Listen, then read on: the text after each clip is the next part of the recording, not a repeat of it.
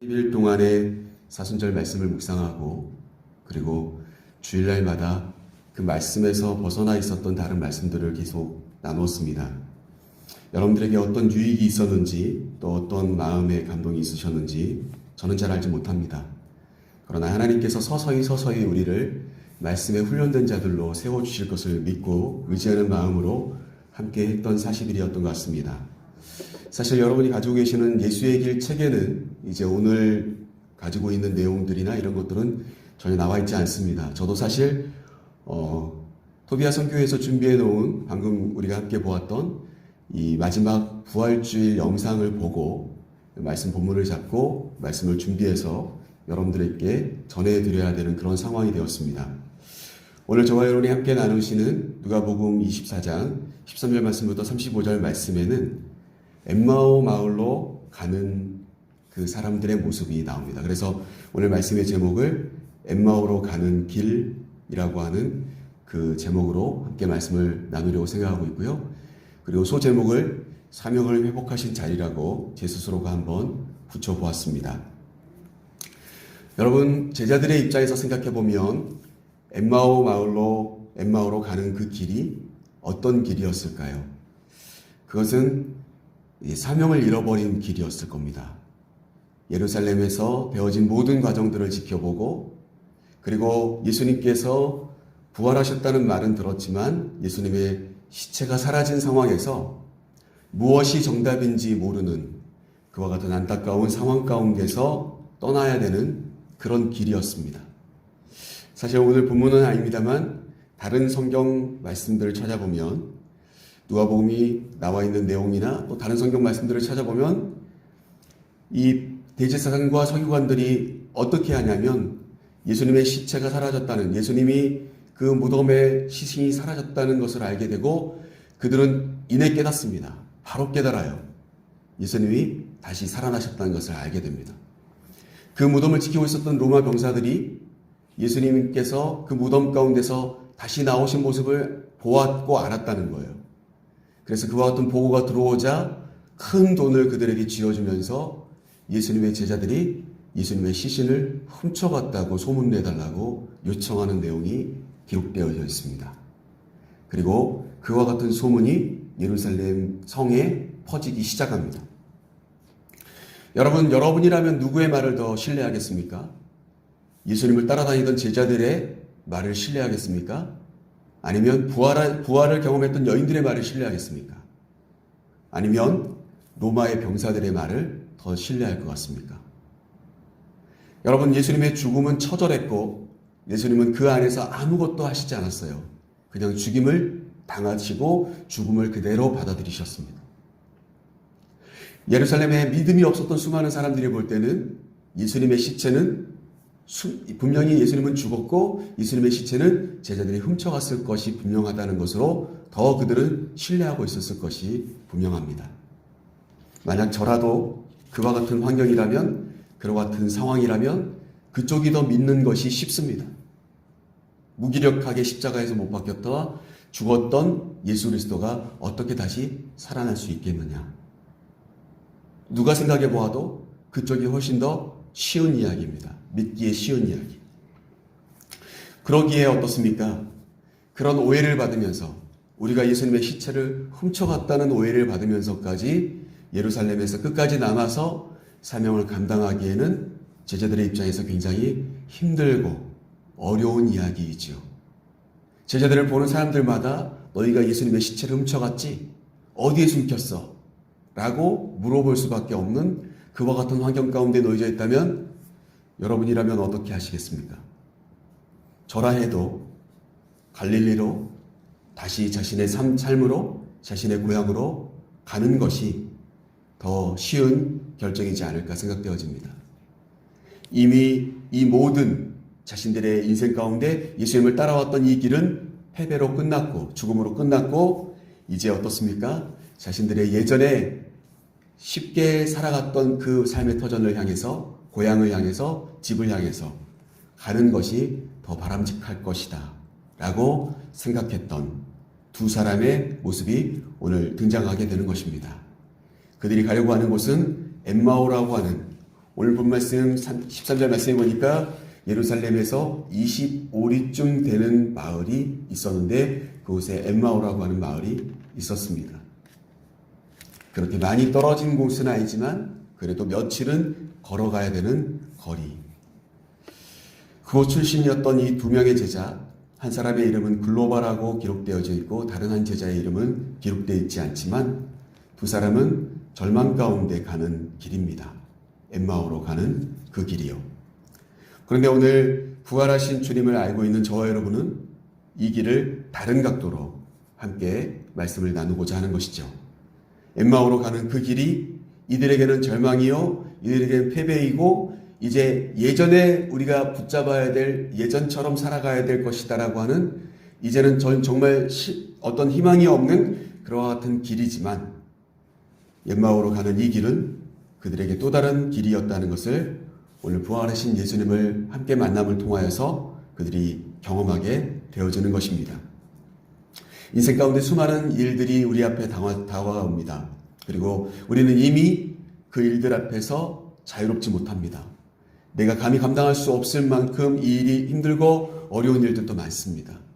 그때에 오늘 함께 나누시는 이 엠마오로 가는 길을 저 여러분이 가고 있다는 생각을 하시면서 그 안에 부활하신 주님을 초대하실 수 있는 저 여러분의 인생길이 될 수 있기를 간절히 소망합니다. 먼저 생각해 보면 이 길은 어떤 길인가? 우리의 길에, 제자들의 이 길에 예수님께서 찾아오시고 함께 걸어주시는 길입니다. 오늘 본 말씀 함께 읽어볼까요? 오늘 본 말씀 예수님께서 함께 오시는 장면 우리가 함께 보시죠. 15절 말씀을 함께 읽어보겠습니다. 15절 말씀 같이 읽겠습니다.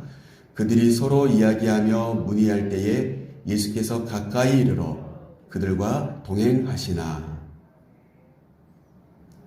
여러분, 이제까지 어찌 보면 저 여러분이 40일 동안 예수님이 가시는 길들을, 예수님이 가신 장소를 계속해서 따라가 보았습니다. 그리고 계속 우리는 그 길을 뒤따라갔습니다. 그런데 이제 반대로 오늘 이 길은 어떤 길이냐면 예수님이 가시는 길을 제자들이 따라가는 그 길이 아니라 제자들이 절망하고 낙심하여서 가는 그 길에 예수님이 따라가신 그러한 길입니다. 엠마오의 길은 바로 그런 길이었습니다.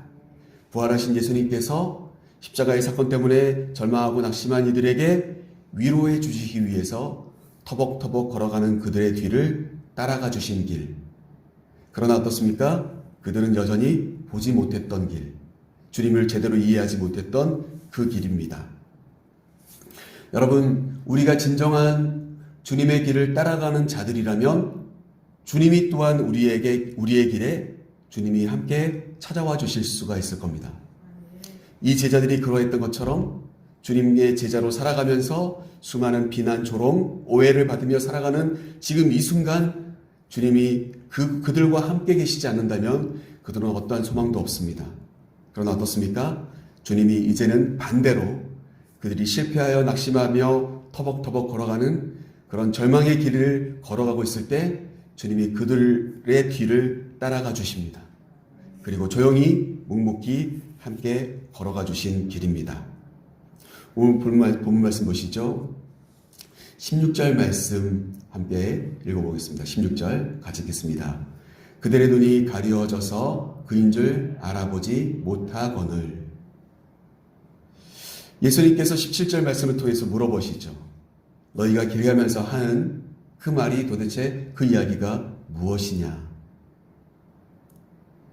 여러분, 그래서 이 길은 어떤 길입니까? 주님이 따라오신 길이면서 동시에 주님은 그저 말씀해 주시는 길입니다. 그들이 대화하는 것을 침묵으로 일관하며 들어봐 주시고 그들의 마음을 들어주시는 길이고 그리고 주님이 그들에게 물어봐 주시는 길입니다. 여러분, 저는 이 말을 한마디로 정리해 본다면 위로의 길이라고 말씀드리고 싶어요. 위로받는 길. 여러분, 요즘 수많은 사람들이요, 정말 할 이야기들이 많습니다. 하고 싶은 이야기들이 많아요. 그런데 들어줄 사람이 없어요. 요즘 혼자 살아가시는 분들도 많고요. 세상에 너무 똑똑한 사람들이 많아요. 그래서 어떻습니까? 내 마음, 내가 하고 싶은 이야기 들어주는 사람이 별로 없어요. 그런데 아마 상담이나 심리학을 전공해 보신 분들은 아시겠지만 들어주는 것이 가장 위대한 상담이에요.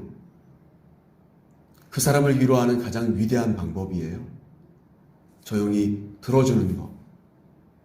그러면서 동시에 바른 질문을 해줄 수 있는 그게 무엇입니까?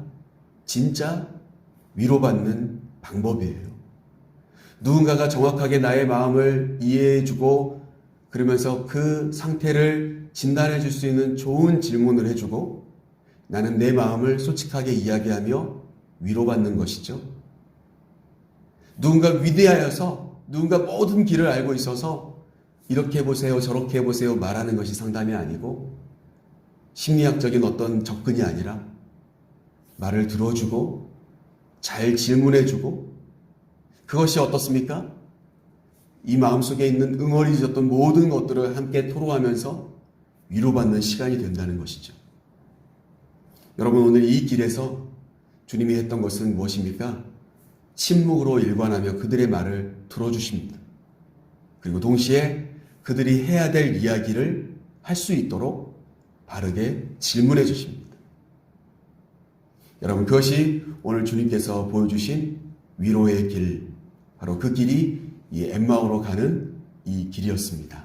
절망하며 떠났던 길이지만 주님을 통하여서 또 다른 동행자를 통하여서 그들이 위로받는 길로 바뀌기 시작합니다.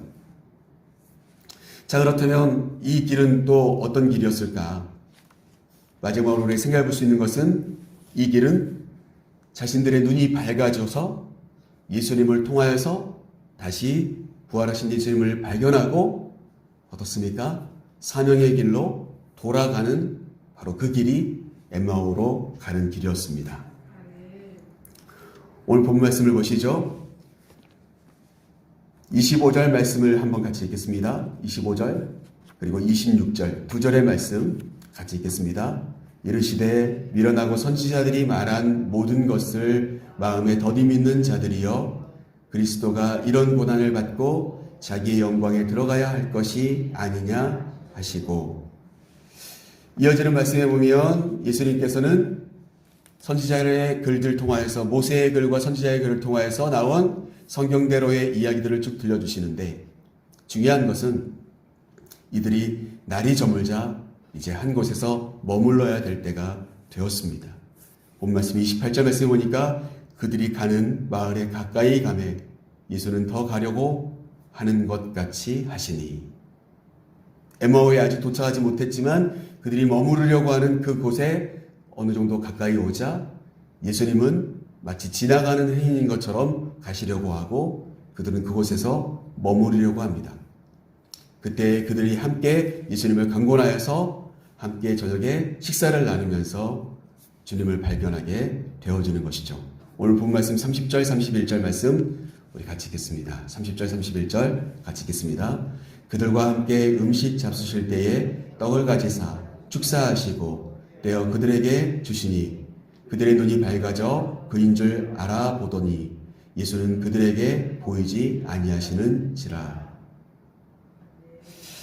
여러분 그들은 이제까지 그들과 함께 그들의 이야기를 들어주고 그리고 성경이 참 박식하여서 성경에 나오는 말씀대로 예수님께 있어진 일들이 성경대로 이루어져야 될 일이라고 설명해 주었던 그 사람이 누군지 몰랐지만 이제 그들은 알게 되어집니다.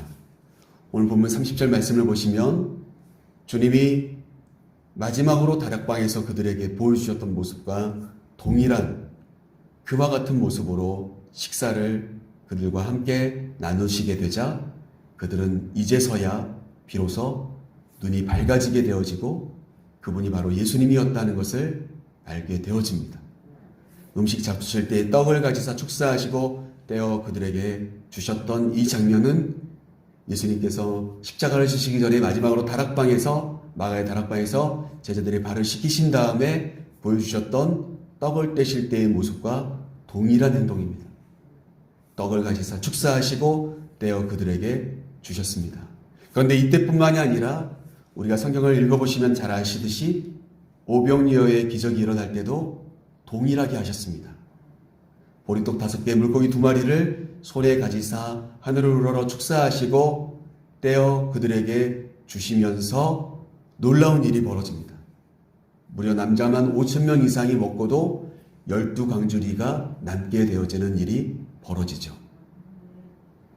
여러분, 예수님께서 보여주셨던 이 행위는 마가의 다락방에서 있었던 이야기뿐만이 아니라 예수님이 하셨던 기적 가운데서도 몇 차례 등장했던 내용과 동일한 이야기입니다.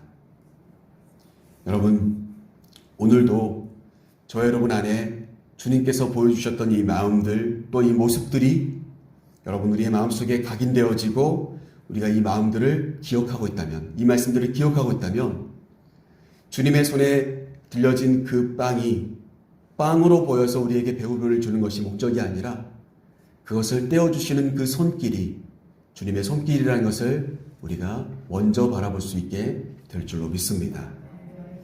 때때로 우리는요, 우리의 주변에 있는 어떤 여건이나 환경이 바뀌면 새로워질 거라고 생각합니다. 그러나 그렇지 않습니다. 그 순간에 떡을 먹어서 배불러지는 것이 문제가 아니라 그 떡을 떼어주시는 주님이 나와 함께 계시는 것을 우리가 먼저 생각할 수 있어야 합니다. 우리는 주님을 먼저 만날 때 우리의 인생이 새로워집니다. 그들은 먹지 않아도 배불러졌고 이제 그들은 다시 한번 돌이켜보게 되어지고 돌아가는 자들이 되어집니다. 오늘 본 말씀 32절 말씀을 한번 보시죠. 32절 같이 읽겠습니다. 그들이 서로 말하되 길에서 우리에게 말씀하시고 우리에게 성경을 풀어주실 때에 우리 속에서 마음이 뜨겁지 아니하더나 하고. 여러분, 영의 양식으로 인하여 마음이 뜨거워지고 채워질 때 그들은 이미 알았어야 합니다. 그러나 그것을 느끼지 못했던 자신들을 후회하고 돌이키게 됩니다. 이어지는 33절에 보면 그들은 즉시 일어나서 예루살렘으로 갑니다. 그리고 11 제자에게 그 말씀들을 전하게 되어집니다. 절망하고 낙담하여서 떠났던 그 길에서 그들이 다시 희망을 느끼고 부활하신 주님을 만난노라고 그들이 고백하지 않으면 안 될 수 없었습니다. 그래서 사랑하는 성도 여러분, 오늘 말씀 이제 우리가 정리하면서 부활의 아침을 맞이하며 부활의 새벽을 맞이하며 저 여러분 안에 있어야 될 것은 무엇일까요? 그것은 다른 어떤 것이 아닙니다. 부활하신 주님을 만나셔야 하는 것입니다. 오늘 어떻게 설교를 들을까, 어떤 말씀을 들을까, 어떻게 이 하루를 보낼까, 이런 것들보다 더 중요한 것은 부활하신 주님이 내 안에 찾아와 주셔야 된다는 거예요. 다른 어떤 것들보다도. 그 순간 우리의 절망, 우리의 불신이 사라지고 믿음이 생기고 희망이 느껴지고, 그리고 이제 모든 사명이 예수님의 죽음으로 끝났어라고 생각했던 그 안타까운 현실 가운데 눈이 밝아져서 부활하신 주님을 만나고 보고, 그리고 주님을 위해서 살아가는 인생으로 다시 우리의 삶이 나의 고향을 향해서 가는 발걸음이 아니라 다시 사명의 길로 돌이키는 발걸음으로 바뀌게 될 줄로 믿습니다. 죽음이 끝이 아님을 알게 하시는 것이 부활입니다. 오히려 죽음이 있다 해도 두려워하지 않는 것으로 바뀌게 하는 것이 부활입니다. 그래서 어떻습니까? 이제껏 우리 대한민국에서도 조선이라고 하는 땅에, 미개하였던 이 땅에 복음을 들고 와서 죽음을 마다하지 않고 사역했던 모든 선지자님들의 피와 땀이 서려 있는 이곳이 어떻습니까? 이제 진짜 예수 그리스도를 믿고 또 선교하는 나라로 바뀌었던 것처럼 주님의 부활을 경험하는 자들마다 죽음이 끝이 아니라는 것을 알면서 동시에 죽음을 두려워하지 않는 자들로 바뀌더라라고 하는 것입니다. 사랑하는 성도 여러분, 저와 여러분의 길이 주님이 동행하시면서 우리의 인간적인 눈이 변화되어져서 예수 그리스도의 시선으로 바뀌는 길이 되어지고, 그리고 우리의 삶이 죽음이 두렵거나 우리의 삶에 가난이 두렵거나 병이 두렵거나 어떠한 문제가 두려운 것이 아니라 내가 사명 없이 살아가는 것이 두렵고 내가 예수 그리스도 없이 살아가는 것이 절망이라고 느낄 수밖에 없게 하는 그와 같은 바른 시선으로 저와 여러분을 회복시키는 그와 같은 엠마오로 가는 길, 바로 저와 여러분이 걸어가는 이 길이 될 수 있기를 주님의 이름으로 간절히 축복합니다.